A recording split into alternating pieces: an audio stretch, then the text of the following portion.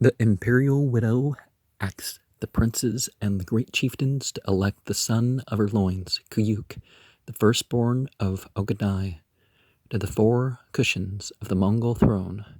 One obstacle stood in her way. Ogadai had named a grandson, Shiramun, to succeed him. Shiramun, Solomon, a smooth-cheeked boy, born of another woman. This Turakina would not endure. Shiramun might have been Ogadai's favorite, but he was too young. She pointed out to sit in the seat of the Khan.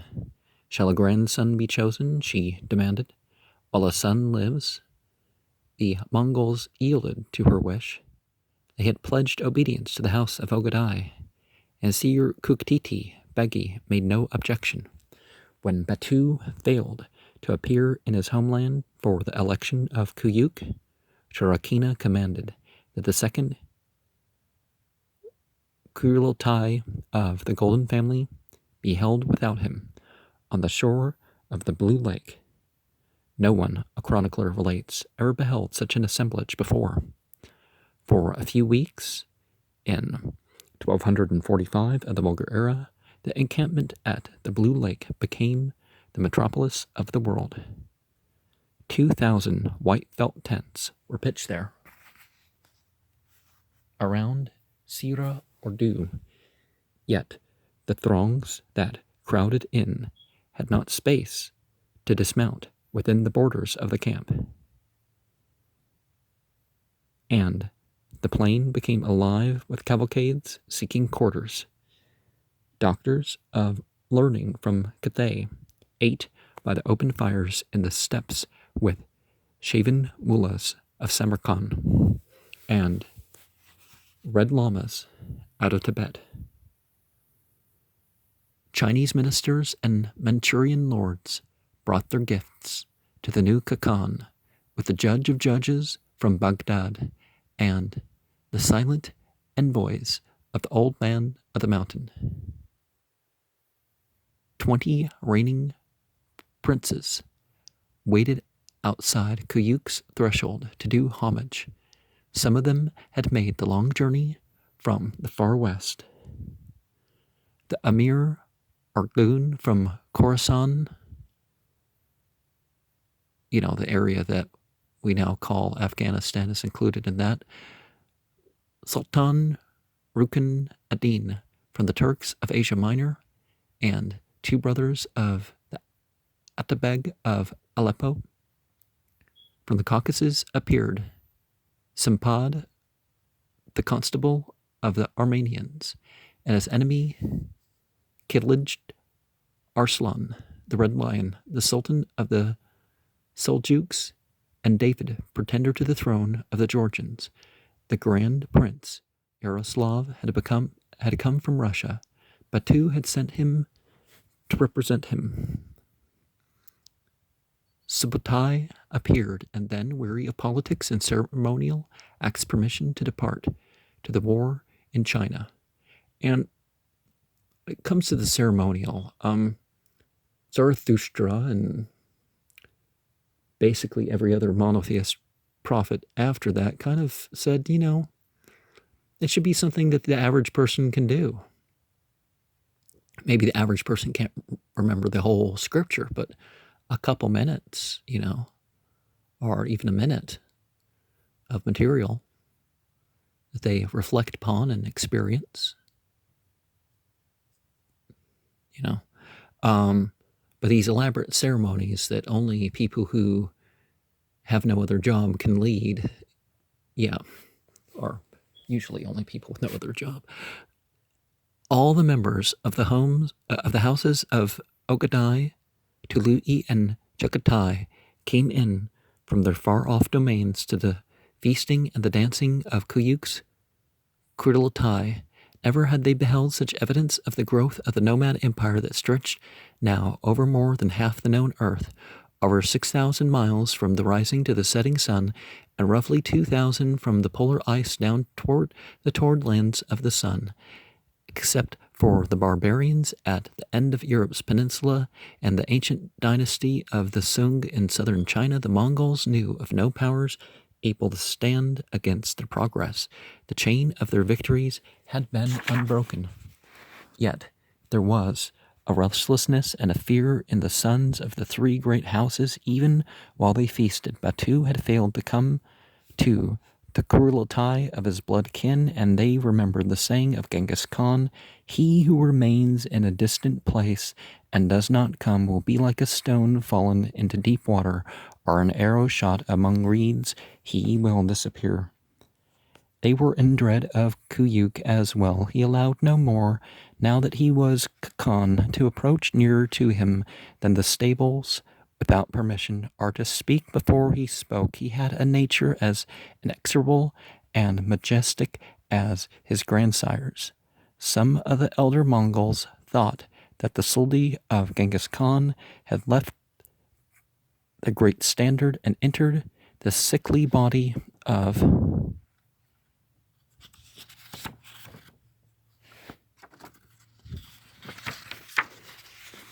Kuyuk. They seemed much alike in their grimness. Well, what really moved back and forth is what they had faith in, right? The Mongols felt uncertain of the future. They did not know in what direction they would be ordered to move. What Friar John saw. Close to the entrance of the Khan's pavilion waited a strange figure, a man with a coarse brown robe knotted about his hips by a rope. A man with the top of his head shaven and his bare feet thrust into sandals. He spoke no intelligible language, and he had no friends in the multitude that waited with him. Still, he was given a good place by the door because he claimed to be the envoy of the spiritual lord of the distant Christians.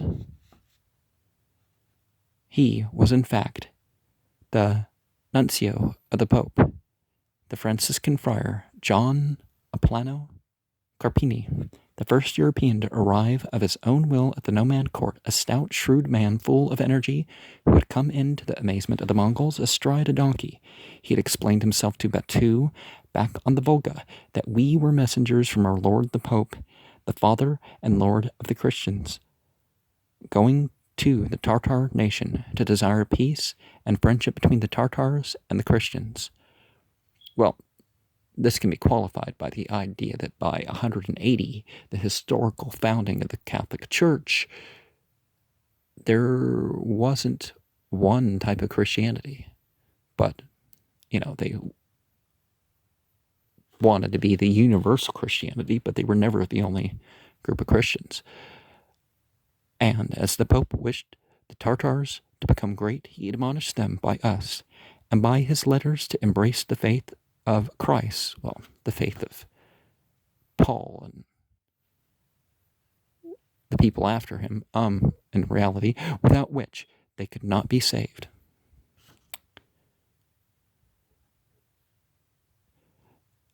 That the Pope was astonished to hear of their monstrous slaughter of mankind. Well, what about all the Crusades and all that? And admonished them to repent of what they had done. And he asked them to say what they meant to do. After hearing this, Batu had dispatched the friar east by swift relays to arrive, nearly exhausted, in time for the coronation. We beheld Friar John rode an immense tent with the Tartar lords and their men riding about it, amusing themselves. The first day they were all clothed in white robes. The second day, when Kuyuk came to the great tent, they were dressed in scarlet. The third day in blue, and the fourth in rich robes of baldaquin, brocades from Baghdad. Many of them had upon their saddles and the trappings of their horses as much as 20 marks of gold. At noon they began to drink mare's milk, and they kept on drinking amazing amounts until the evening.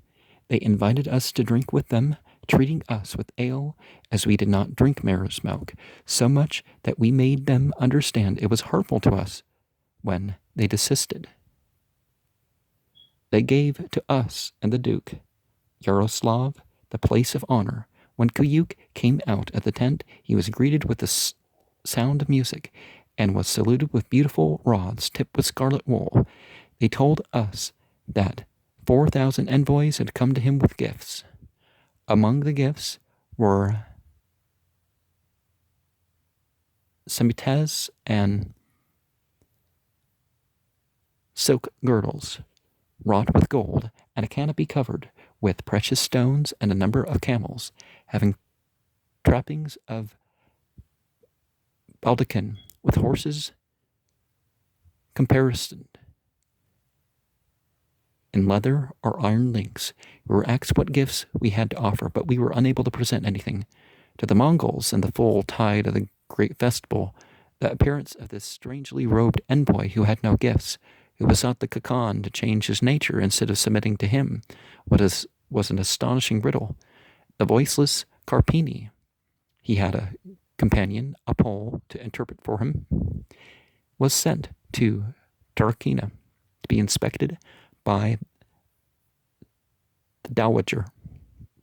We were in distress, Karpini adds, for food and drink, but God sent to our aid a Russian goldsmith named Kosmas, who was favored by the emperor. He got us some food, and he showed us the imperial seal, which he had been employed to make.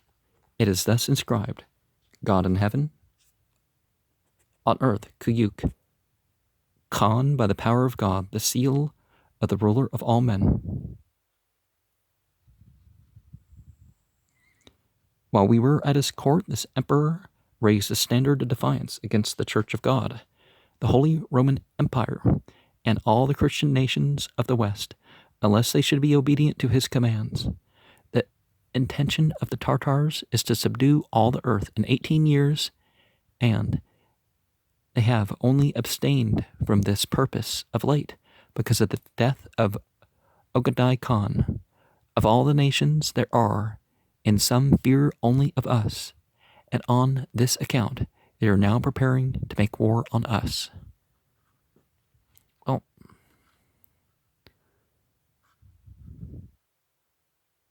they were both focusing on a god of heaven, and both groups really warring for supremacy. I don't really see the argument that this monk had for Christian supremacy.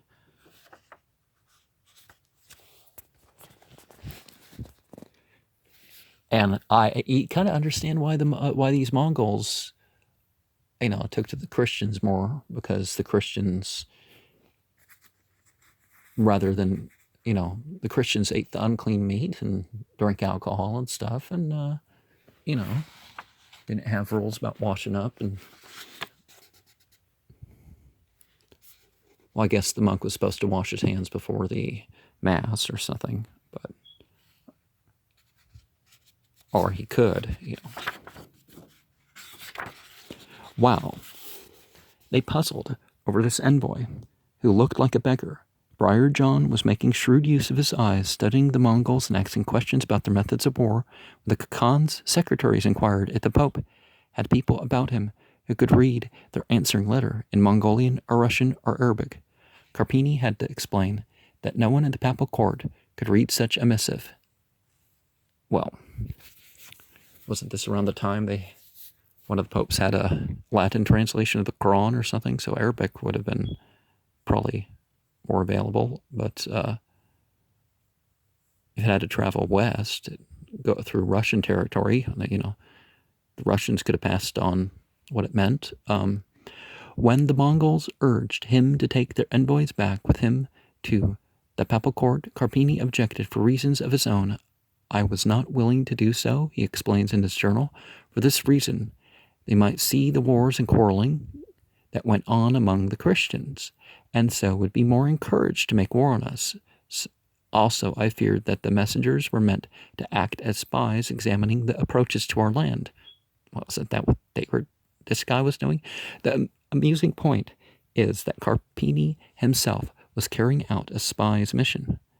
He suggested that the Mongols explain to him what they wanted to say, and that he himself would write it down. The secretaries were aghast at such ignorance in handling such a missive. Jinkai, the Uyghur minister, and half a dozen scribes finally dictated the Khakan's response word for word, making Karpini repeat it to them from his Latin writing. Still dissatisfied with such unscholarly procedure, they gave him a written copy in Persian, in case anyone in the West might be found to read it. Take heed, they said, that it be understood. The reply read, the Khan of all the great peoples, by the power of the everlasting sky, our order, we command this. That follows, and send it to the great Pope, so that he may know it and take note of it. After taking counsel with the kings of your dominion, you have sent us an offer of submission which we have had from your envoys. If you wish to act in accordance with your words, come yourself, you who are the great Pope, with the other kings, and we will make you acquainted with the commandments of the Yasa. For the rest, you say that it would be good for us to become Christians. You say that yourself and require it of us, but we do not understand that demand. After that, you have told us this. You have attacked the country of the Magyars and other Christians, and that astonishes me. Tell me in what way they were to blame. We do not understand these words. Genghis Khan and Ogadai the Khakan have made known the commandments of the sky, but those people did not wish to believe the commandments of the sky. Those people of whom you speak had a strangely arrogant bearing, and they killed our envoys. The people of those countries were then, according to the will of the everlasting sky, slain and annihilated. If it was not by the will of the sky, how could they have been killed and conquered? See, these people saw right through their hypocrisy. And the reference to heaven, just like the Chinese culture, it's a metanomial. It's not necessarily that they believe, that they believe that God was incarnate as the sky or something. And when you say, I am the Christ, I pray to God, I complain of and have no care for other folk, how do you know what is pleasing to God, and whence do you gain the power to pronounce such words? By the will of the eternal sky, and all the earth, from the rising to the setting sun, has been given us. How could anyone go against the commands of the sky? You ought to say now sincerely, we will be your subjects. We will put our power at your service. You should come in person at the head of the kings, and no one should be missing to offer your service and your homage. Not until then will we recognize your submission. And if you do not respect the commandments of the sky and do otherwise than these our orders, we will know that you are our enemies. There is what we want you to know. If you do otherwise, how can we know what will happen to you? Only the sky will know. It was signed with the red seal that Genghis Khan had used on orders that sent his commanders to subdue new lands. And yeah, they knew that, it wasn't exactly, and they were conquering worldly things, and, they had they subdued a nation without killing it, or they weren't forced, converted at the sword, whatever the survivors were. So they kind of learned over time their ethics. I guess the Christians later learned over time that certain things weren't panning out and pretended that it didn't exist in their books, most of them. But Kuyuk, Turkina, gave the bold friar foxskin robes to wear during his own journey so that he would not die of the cold. He was not summoned to Siyor Kuktiti's camp, but even in his brief visit he heard of her, the greatest lady among the Tartars and the most honored, except the mother of the emperor, and more powerful than any subject save Batu. Nor was he admitted to kneel before the throne of Kuyuk, like the envoys of the Caliph of Baghdad and the ministers of the Old Man of the Mountain. The nuncio of the Pope was excluded from recognition because Kuyuk meant to exterminate those three dignitaries by war, and the shrewd friar understood well enough the significance of this treatment.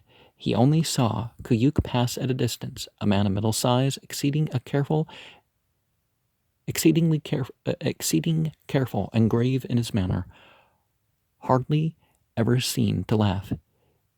It is his custom never to speak face to face with a stranger, no matter how high in rank, but always to hear, as it were, and to answer through a third person. For dispatching affairs, both public and private, he has agents, secretaries, and officers, of all kinds except lawyers, since every question is decided by his will without strife or argumentation.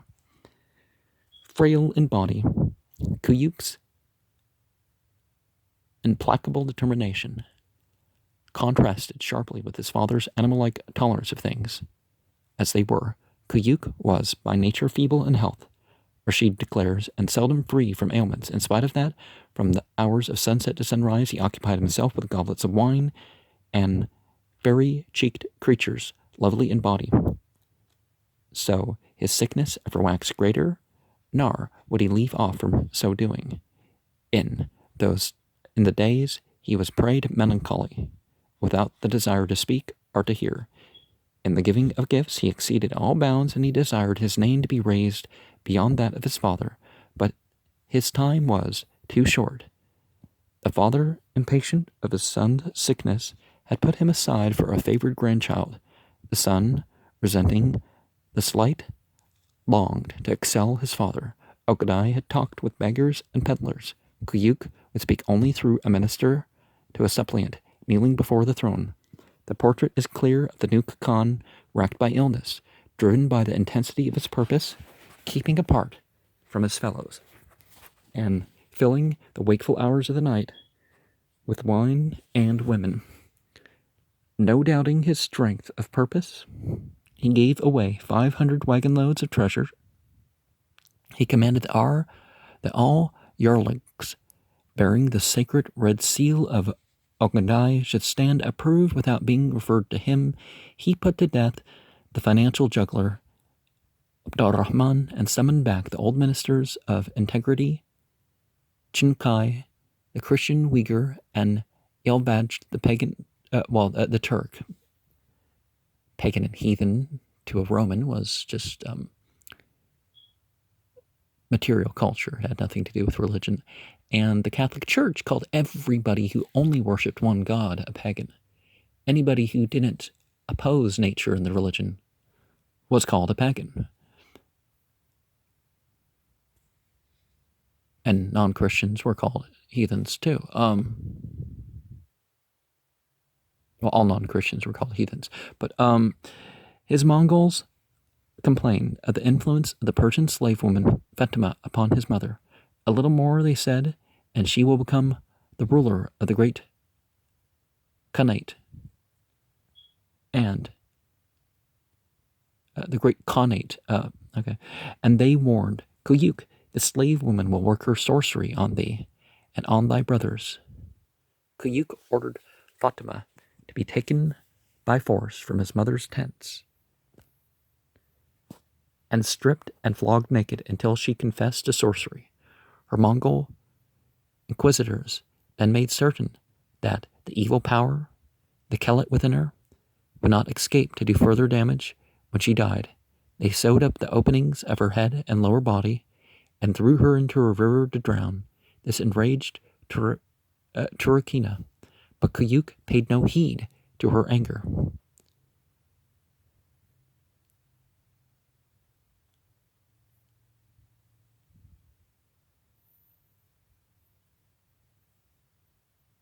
Some people would call this Islamophobia, right?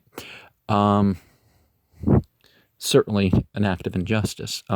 You can't trust tortured confessions. And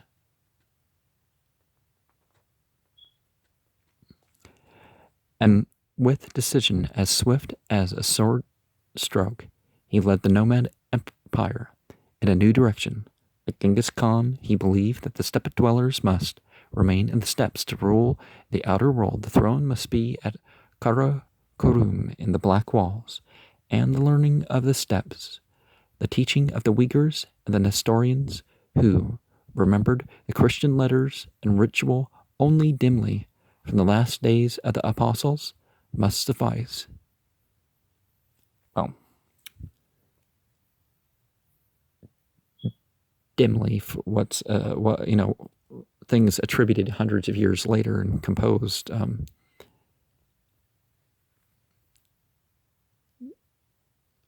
By dimly, they were sure it related somehow, and I guess everything can relate somehow if you include some element of that in the associated mythology. But thus, curiously, did Kuyuk lean upon the advice of the forgotten men, the Christian converts of Asia, while he sent defiance to the Pope at Rome. As Turkina had wished, he meant to rule from the saddle, treating the civilization of China and Islam as the foremost enemies of Mongol dominion. He would carry on the warfare of the desert against the towns. And in this, he departed from the policy of Tsai, who had sought to bring the learning of civilization into the desert. Already the great Cathayan had established academies with Chinese, Uyghur, Persian, and Arab instructors to educate the Mongol youth. And Kuyuk intended to force the Mongol yoke upon all the so-called civilized earth, to go where the Mongol horses had trod. The power of the sky had raised him to this high place, but he meant to occupy it alone. Kuyuk, Khan upon earth. His clairvoyant mind became aware of the danger of dividing dominion as Genghis Khan had done among the four branches of the Golden Family. He would do away with the four great Ulus and concentrate them in one, making an end of mighty fiefs to be handed down from father to son. No longer could the centenarians and the growing throng of imperial princes wax stout on the slave labor of their appanages. They must labor themselves to strengthen the empire, to increase the army. Kuyuk did away, by a stamp of Chinkai's seal, with the multitude of beggars along the new Mongol roads, and with the throng of idle women swelling the camps. They were put to labor for the horsemen of the army.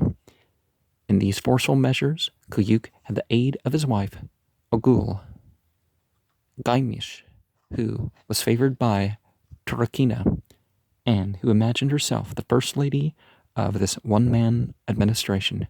Kuyuk could be politic in his family chastisement. He was careful to seize upon nothing that belonged by tribal right. The house of Tului to Sir-Kuktiti and her new popular son, Mangu. He needed their influence in what he planned to do. He asked Sir-Kuktiti herself to distribute to the Mongol Noyans the largesse of the 500 wagon loads. For the sake of my health, he announced cryptically, I intend to journey to the pasture of the river Emil. There dwelt Batu, and Batu had rebelled against the Yasa. He had remained away from the Kuriltai. He had built up a dominion that he meant to hand down to his sons against Kuyuk's desire. Kuyuk sent a summons to his cousin to come to a Kuriltai in the homeland. My foot pains me, Batu answered, without stirring from his steps. Before proceeding against outer enemies, Kuyuk moved against Batu to bring him into submission to the throne, and he moved with the banners of the right wing and center, with imperial guard, with the members of the house of Tului and their household regiments, with his mother and all of the court. One mind had penetrated Kuyuk's purpose. Sir-Kuktiti Begi understood, and she saw at long last an opportunity to act for her sons. Kuyuk was angered, Rashid says, and in his heart he plotted against Batu. But since Sir-Kuktiti Begi was aware of his plan, she sent a secret message, and she warned Batu. Far off in China, in that year, Subutai felt the weakness of his age coming over him.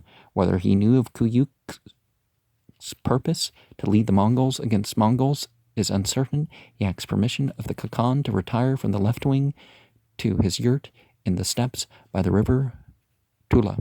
There he put away the insignia of his rank, and took the sitting on the sunny side of his yurt, watching his herds go out to grazing. He died there at the age of 73. He had been 68 when he turned his back on Europe. Tradition says that he had been victor in 65 battles and had conquered 32 nations. He had been the spearhead of the Mongol march, and no commander of men except Genghis Khan, whom he had served, had accomplished such results in war. The Mongols called him the unfailing. He was a soldier. The astute Carpini said, without a weakness, the two roads to the Lake of the Eagles, strings of laden camels plodding down the great north road, dust sweeping away from them, lines of horsemen, their faces bound in cloths, bending against the whirling sand, over the drumming of the wind across the shifting crest of the sand dunes, the reverberation of the saddle drums of the Mongols beat to drive away the evil spirits of the wasteland. Dark masses of wagon tents roped together, human beings sheltered under the felt domes. Kuyuk was crossing the edge of the Gobi, rounding the wooded summits of the Altai, going down the caravan crossroads of the 5 cities with his armed host. They were crossing the sands in the region of the White Bones, where an army had perished in a time before the memory of the Mongol clans. On one of the wagons lurched a wooden chapel, ornamented with crudely painted figures, a chapel of the Nestorians. Kuyuk's horsemen were bound beyond the 5 cities, through the gate of the 2 mountain ranges, to the river Emil that had been one of Ogadai's grazing grounds in the heights of mid-Asia. The river Emil flowed into the Lake of Eagles beyond the gate, and Batu, approaching from the west, was crossing the expanse of steppes and lakes that gleam blue and yellow like the fertile fields of a mirage. He must have known of Kuyuk's destination, because he was in sight of the Lake of Eagles, where wind whips the water into surf, breaking white against the shores. Here at the mouth of the Emil, Batu waited with his tens of thousands until a courier appeared from the east, from the great north road, riding with his face and body bound with cloths. Leaning against the wind, the courier carried a golden tablet of command, and he would not dismount before he reached the entrance of Batu's tents. When they asked him what word he brought, he said, "The Kakan is dead of his sickness." To Batu it must have seemed as if fate had given him back his life. In their camp at the edge of the Gobi, the women tried at first to hide Kuyuk's death. For once, Turkina hesitated, debating with Kuyuk's widow what they must do. They ordered the roads closed, and travelers stopped at the post stations. They were far from Karakorum and almost within Batu's reach. Between the 2 armies stood snow-capped mountains and the pass known as the Gate.